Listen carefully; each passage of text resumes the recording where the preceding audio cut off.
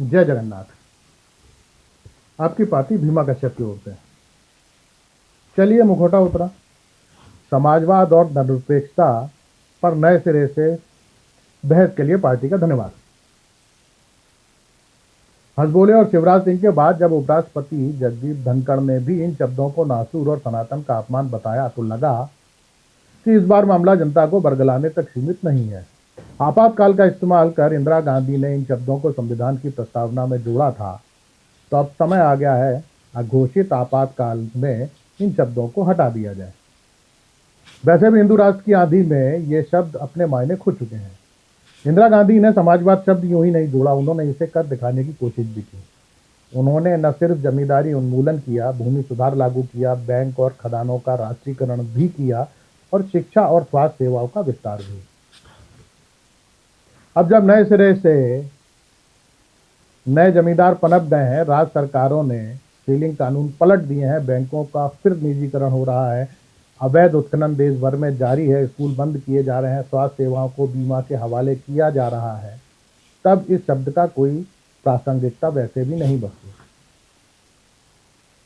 समाजवाद सबका अपना अपना है। वामपंथी इसे साम्यवाद कहते हैं। वे दुनिया भर को बराबरी करने और शोषण मुक्त समाज की कल्पना करते हैं। अब वामपंथ भले ही खंड खंड हो चुका है, पर साम्यवाद का झंडा लिए कहीं ना कहीं कोई ना कोई नजर आ जाता है। लोहिया और जेपी का समाजवाद अलग तरीके का है। कहने को तो वे समाज की बराबरी की बात करते हैं, पर उन्हें समाज में समता लाने के लिए संघियों पर कुछ ज्यादा ही भरोसा कर लिया। नतीजा यह रहा कि कांग्रेस विरोध के नाम पर समाजवादियों ने जनसंघ की पालकी ढोने का जो काम शुरू किया, वो आज हिंदू राष्ट्र की पालकी को कंधा देने तक जारी है। समाजवादियों का समाजवाद गांधीवाद की चाशनी में डूबा हुआ है। यहीं से कांग्रेस को भी समाजवाद का रास्ता नजर आया। वे गांधीवादी समाजवाद का नारा देने लगे। गांधीवादी समाजवाद का अर्थ है न गांधीवाद न समाजवाद। कांग्रेस ने गांधीवाद और समाजवाद का ऐसा कॉकटेल तैयार किया कि कांग्रेसी आज तक नहीं समझ पाए कि वे समाजवादियों की तरह कांग्रेस विरोध के नारे पर भरोसा करते हुए भाजपा की पालकी ढोएं या गांधीवाद का सहारा लेकर गांधी के नाम पर वोट मांगे।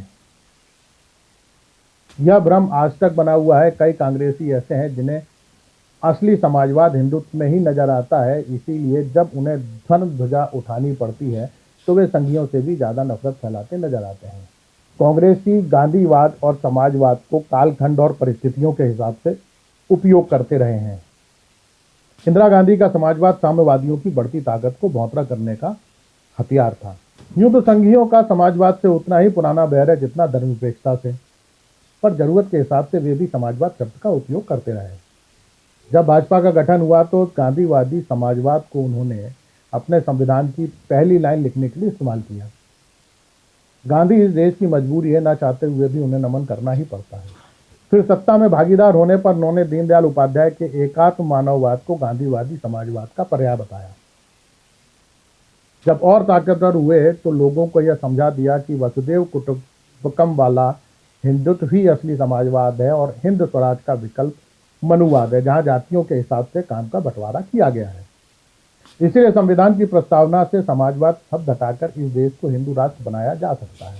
अब जबकि समाजवादी मसाजवादी बन चुके हैं, पूंजीवादी इजारेदारी को जनता ने स्वीकार कर लिया है, समता की बात करने वालों को देशद्रोही, जंगल की रक्षा करने वालों को नक्सली, अधिकारों के लिए लड़ने वालों को आतंकवादी बताया जा रहा है, जब उन्मादी भीड़ कानून अपने हाथ में लिए घूम रही है, तब समाजवाद और गांधीवाद एक कोने में पड़ा खिसक रहा है।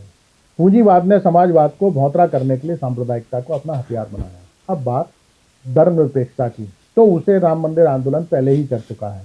सरकारें स्कूलों से अधिक मंदिर बना रही हैं और सत्ताधीश भगवा पहनकर खुलकर अल्पसंख्यकों को इस देश का द्वितीय दर्जे का नागरिक बनाने में लगे हुए हैं। अब देश में रोजगार के लिए नहीं, मंदिर के लिए आंदोलन चल रहे हैं, तो धर्मनिरपेक्षता वैसे ही अपने अर्थ खो चुकी है। धर्मनिरपेक्ष शब्द से संघ की उतनी ही पुरानी दुश्मनी है जितना उसका इतिहास। बापू की हत्या यूं ही नहीं की गई, उन्होंने धार्मिक सद्भावना की कीमत चुकाई। जो भगवान पूरी कायनात की रक्षा करता है, उसकी रक्षा का जिम्मा इन दिनों हम भारतीयों ने उठा रखा है। अब जबकि हम आपातकाल के 50वीं वर्षगांठ मना रहे हैं, तो अघोषित आपातकाल की चर्चा भी जोरों पर है। इंदिरा गांधी ने कांग्रेसियों के लिए कहा था कि उन्होंने तो उन्हें सिर्फ नम्र बनने के लिए कहा था, पर वे तो रेंगने लगे। अब सभी रेंग रहे हैं, क्या न्यायपालिका, क्या विधायिका, क्या कार्यपालिका। मीडिया हमेशा आंधियों के साथ ही रहा है, उसने अब दिए के साथ रहने का दिखावा करना भी बंद कर दिया है। अब जबकि देश के सामने संविधान बचाने की ही चुनौती है, तो दो शब्दों पर भी क्या ही बहस की जाए। आपका भक्त, भीमा कश्यप।